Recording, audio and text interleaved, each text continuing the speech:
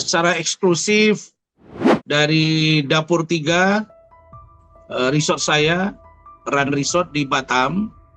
Saya menjawab pertanyaan didampingi oleh warga masyarakat Pulau Panjang, Pak Muslimin. Benar-benar pulau ya di situ ya, benar-benar pulau, tidak ada jalan kemana-mana. Di situ pakai speedboat.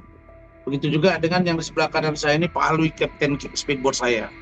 Baik, saya ingin sampaikan bahwa terkait dengan pernyataan saudari Fahmi Bahmid selaku kuasa hukum dari saudari NM, saya juga kaget ya mendengar itu tadi pagi ketika saya lihat muncul di beranda handphone saya di YouTube yang dia mengatakan mencurigai ada orang yang sedang bekerja di balik layar, kira-kira begitu, yang mempengaruhi proses penyidikan terkait laporan saudari NM terhadap saudara Fadel Al-Fajar Bajideh.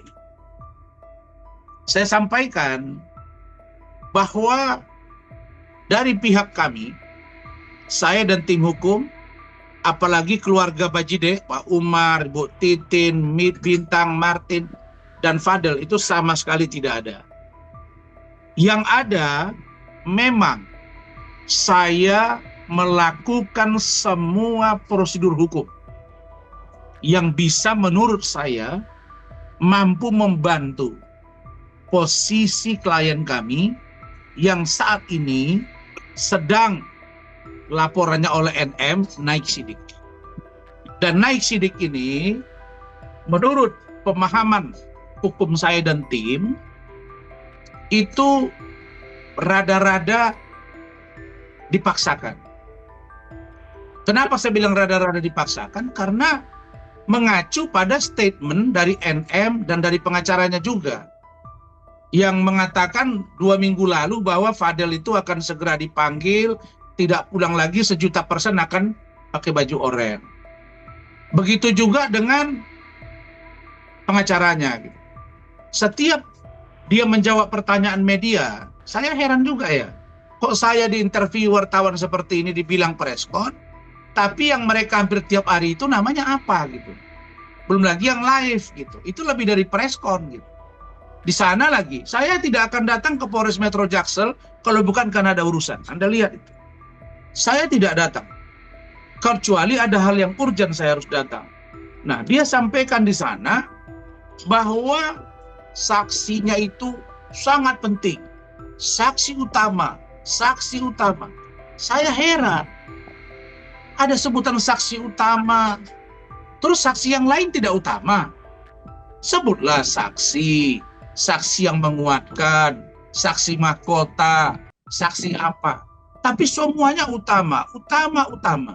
Bahkan menyebut lagi ada saksi dari luar negeri. Katanya dari Malaysia. Setahu saya yang punya saksi dari luar negeri itu kami. Dan saya sudah sampaikan ke Bitpropam. Jadi saya ingin kalau saya bilang ngajari kuasa hukum dari NM nanti dia tersinggung karena dia lebih senior dari saya. Tapi saya kok heran gitu. Ini masalah kalau dibilang jam terbang, ibarat naik pesawat, kalau menurut usia dia mungkin lebih banyak dari saya kalau lihat usia umur, usia lama beracara. Tapi kalau terbang naik pesawat terus, saya kira saya tiap minggu terbang kemana-mana. Nah, mungkin terbang yang saya maksudkan adalah terbang menangani perkara.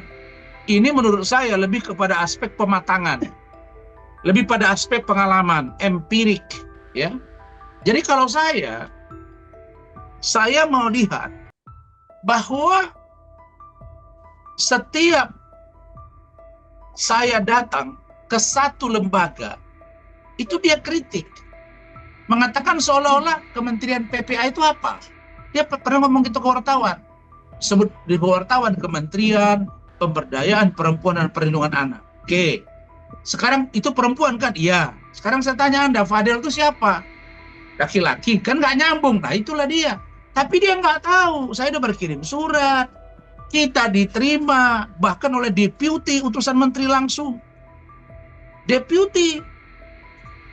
kemudian asisten deputi, kemudian kabak humas, dan kabak hukum. Justru ketika kami datang diterima dan itu objeknya masuk yang kami laporkan. Karena itu ada 3 yang akan kami lakukan dan itu dalam proses pematangan. Adanya dugaan penelantaran anak, adanya dugaan eksploitasi anak karena mempekerjakan anak di bawah umur, adanya dugaan perundungan. Ya, 3 diduga. Diduga eksploitasi anak, diduga penelantaran anak, diduga melakukan perundungan terhadap anak. Yang 3 ini kami dapatkan berdasarkan konsultasi, koordinasi, dan pemahaman hukum yang sama di Kementerian PPA. Lah di situ dia bilang pengacaranya seolah-olah kami itu nggak tahu jalur. Saya heran, yang nggak tahu jalur itu dia atau kami gitu. Saya nangani kasus bukan sekali 2 kali ke Kementerian PPA itu. Gitu. Nah, kemudian saya datang ke Propam. Dibilang, Propam itu kan masalah penyidik yang melakukan ini, melakukan itu. Kalau ranah yang itu kan ada wasidik. Bro, saya itu sudah berkirim surat ke wasidik. Kami sudah minta lakukan gelar perkara. Bagian dari tupoksi wasidik adalah untuk melakukan gelar perkara khusus untuk terangnya peristiwa hukum yang sedang naik pada proses penyidikan. Itu jelas, naik pada proses penyidikan, sehingga bagian pengawasan penyidikan perlu mendalami. Ini sudah sesuai tidak dengan SOP, sesuai tidak dengan KUHP. Nah itu, dan kita sudah berkirim surat. Dan kita sudah siapkan untuk gelar perkara khusus. Salah satu objeknya itu kita melakukan gelar perkara khusus. Sedangkan Propam, Profesi Pengamanan Polri itu ada subnya, namanya Paminal, Pengamanan Internal. Tentang apa ya? Tentang bagaimana tindakan penyidik ketika dia melakukan proses pemeriksaan, melihat data, dan lain-lain. Itu semua sinkron. Bahkan Kompolnas juga sudah menjawab surat kami. Bahkan Komisi 3 DPR juga sudah menjawab surat kami. Jadi kalau saya mengatakan bahwa jangan karena Anda ragu, Anda mulai bimbang, Anda mulai was-was, Anda mulai khawatir, karena apa yang Anda sampaikan selama ini ke publik tidak menjadi kenyataan. Dan saya sudah katakan bahwa kalau ini naik sidik, bukan berarti akan jadi tersangka. Kalau tersangka belum tentu akan jadi terdakwa. Kalau terdakwa belum tentu jadi terpidana. Ini panjang rangkaiannya. Makanya kami tegaskan di Propam, kami tegaskan juga kepada wasidik, lakukan gelar, lakukan konfrontir, periksa ahli kami, periksa saksi kami. Itu kan diatur. Nah, sekarang itu belum dijawab oleh mereka. Jadi, menurut saya perlu kematangan lawyer dalam persoalan ini. Saya sudah berkali-kali bilang, sebaiknya NM tambah tim hukumnya. Jadi supaya nanti keterangan dari kuasa hukumnya itu tidak bolak-balik dan akhirnya confuse, kira-kira begitu. Benar sekali. Itu yang dari awal saya dan Fadel minta agar penyidik pastikan apakah Loli dengan LM sekarang sudah bisa duduk bareng, sudah maaf-maafan, sudah rangkul-rangkulan, sudah sayang-sayangan. Sepanjang itu belum ada, kami meragukan keterangan dari pihak LM dan pengacaranya. Kenapa? Karena mereka selalu bilang, misalnya sekarang Loli sudah membaik, LM, kemudian hubungan sudah baik, kemudian Loli menyesal berhubungan dengan Fadel, sudah berjasa sekian banyak, tahu-tahu begini. Ini kami ragukan, karena tidak ada satu foto saja yang menyatakan mereka lagi ngomong berdua atau video yang bisa meyakinkan kami. Apalagi kami sudah tahu dari awal bahwa Loli sendiri pun sudah mau melaporkan ibunya, bahwa anak ini juga waktu kuliah di United Kingdom Inggris sana, waktu sekolah maksud saya, juga hanya 3 bulan. Seterusnya dia menghidupi dirinya dan menumpang di rumahnya Ibu JF atau Mama E atau keluarganya Saudara L. Nah, jadi ini adalah menurut saya satu sikap yang terlalu percaya diri. Ya mungkin mereka di awal tidak mengira kalau Fadel itu akan nunjuk ya seorang Rasman jadi lawyernya. Mungkin seperti itu. Atau mungkin dia mengira kemarin mulus-mulus saja, ternyata ada perlawanan yang sengit dari pengacaranya Fadel. Ini saya katakan memang demi kepastian hukum. Ya kalau saya mengirim surat ke Pak Kapolri, ke Pak Kabareskrim, Pak Irwasum, Pak Kapolda, Irwasda, Kapolres, Kasareskrim, itu semua adalah dalam rangka untuk kasus ini diatensi dan berjalan sesuai dengan yang seharusnya, yaitu law is justice declare. Dan saya sudah katakan bahwa prinsip dasar kita jangan sampai salah dalam penerapan hukum, supaya nanti ketika di pengadilan tidak muncul mystery of justice, putusan hukum yang keliru. Itu begitu, dia naik sidik berarti posisinya masih tetap sebagai saksi, dan sampai dengan hari ini saya sudah cross check ke kediaman Fadel, surat panggilan belum ada. Bayangkan ya, mereka sudah beritahu termasuk humasnya sudah diperiksa 16 orang. 16 orang. Ini banyak sekali. Kalau mereka sudah menemukan 2 alat bukti, maka kami katakan tunjukkan kepada kami nanti alat bukti itu apa. Dan salah satu upaya hukum gelar perkara adalah melihat barang buktinya apa. Itu contoh kasus ketika saya dengan Hotman gelar perkara khusus. Kita buka semua satu persatu, terungkap. Oh ini nggak bisa, oh ini nggak bisa. Kira-kira begitu. Jadi ini semua dalam rangka equality before the law. Jangan ada pemaksaan hukum sehingga membuat orang lain yang tidak bersalah menjadi bersalah. Itu yang saya sebut dengan facta sunt potentiora verbis. Jadi tidak boleh ya banyak orang yang menuduh seseorang atau berpendapat dan seolah-olah akan mengirim opini bahwa dia bersalah. Bukan. Banyaknya orang yang berbicara akan dipatahkan oleh satu orang yang melakukan perbuatan. Itulah dia.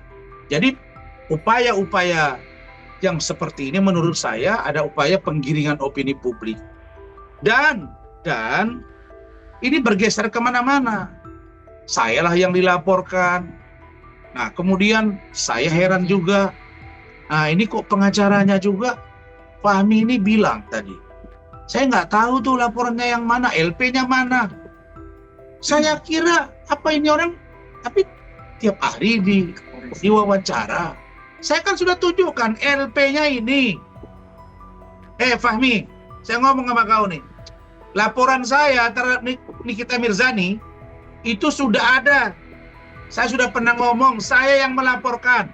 Yang saya laporkan itu akun Nikita Mirzani Mawardi atau _172 dan akun TikTok Nikita Mirzani Mawardi _173. Pemilik akun itu yang kita laporkan. Kalau dibilang itu bukan milik Nikita Mirzani, wah, Anda mengatakan itu ternyata itu besok milik dia, Anda harus bertanggung jawab. Disitulah baru hilangnya imunitas seorang lawyer ketika dia menyampaikan sesuatu yang secara telanjang tidak bertanggung jawab. Kok dibilang mama lemon? Pakai logika hukum itu logika law and mandatory law. Ya, logika hukumnya jelas, baru ada perintah memahami eksekusi dia. Misalnya, saya mau tanya, ada nggak jeruk yang ngomong? Pasti tidak ada jeruk yang ngomong. Kalau begitu siapa yang membuat jeruk ini ngomong? Ada orang yang mentamengkan dirinya dengan jeruk sehingga dia yang ngomong. Nah, maka saya katakan kemarin di preskon saya ketika saya selesai diwawancara, diperiksa di Polres Metro Jaksel, ada akun ini milik Nikita Mirzani Mawardi, baik Instagram story, baik juga misalnya di TikTok, baik live dia, itu kita laporkan. Baru yang kedua, laporan lagi tuh siapa orangnya yang bicara itu. Di KPK kita dampingi klien, itu nggak mesti harus nampak orangnya, bos. Rekaman suara, itu suara dia tuh siapa? Panggil ahli bahasa, panggil ahli IT. Masuk nggak ini orangnya? Benar nggak ini? Di luar itu ada 2 yang Nikita Mirzani itu langsung foto dia sendiri, bahas saya Bapak. Tanpa filter. Jadi saya itu sudah dengan terang benderang melihat itu. Maka saya katakan, Anda pengacara, nasihati klienmu. Pak Umar Bajiri juga begitu. Kalau bisa begitu, besok orang pakai lemon maki-maki orang. Jangan kasih pendidikan hukum yang menyesatkan buat masyarakat. Ya, jangan menunjukkan kualitas kita sebagai lawyer yang kurang berkelas di depan masyarakat. Kalau ini saya benar-benar ingin menegur dia. Jadi seolah-olah dia tidak paham, atau mungkin pura-pura tidak paham, atau mungkin tidak mengerti sama sekali. Kalau nggak mengerti, ya udah belajarlah. Ya, saya kira begitu.